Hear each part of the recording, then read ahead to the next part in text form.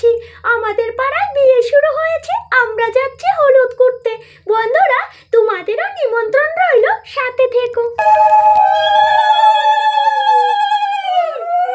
বিয়ে হবে সামনের সোমবার, হলুদ আজকে কুটা হচ্ছে, কারণ আমাদের পাড়ার ছেলের বিয়ে।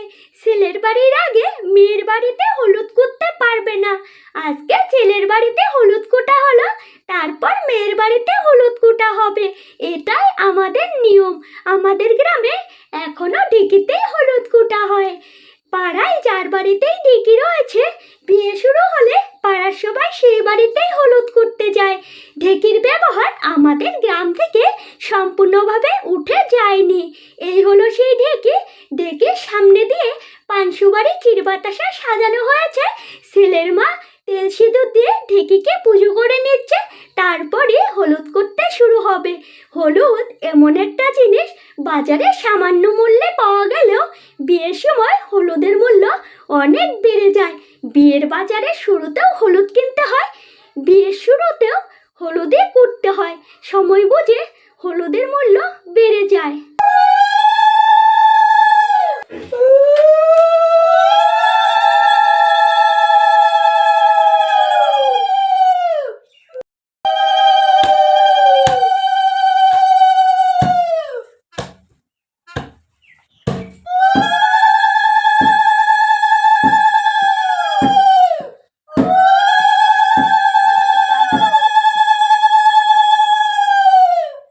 হলুদ কোটা সম্পূর্ণ হলো, এবার আমরা বাড়ি চলে যাব।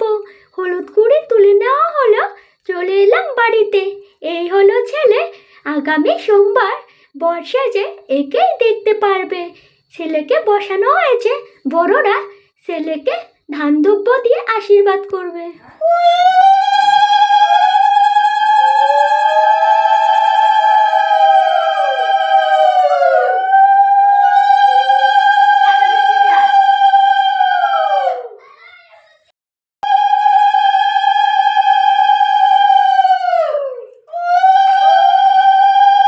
আশীর্বাদ পর্ব সম্পূর্ণ হলো। বন্ধুরা, তোমরাও অনেক অনেক আশীর্বাদ করো, বিয়েটা যেন খুব সুন্দরভাবে সম্পূর্ণ হয়। হলুদ কোটার তেল সিঁদুর এই ওদেরকে দেওয়া হচ্ছে। এইও রয়েছে আমাদের পাড়ার কাকিমণিরা, বৌদিরা। আমাদের গ্রামে হলুদ কোটার অনুষ্ঠান তোমাদের কেমন লেগেছে কমেন্টে জানিও। সামনের সোমবার বিয়ের ভিডিও আসবে।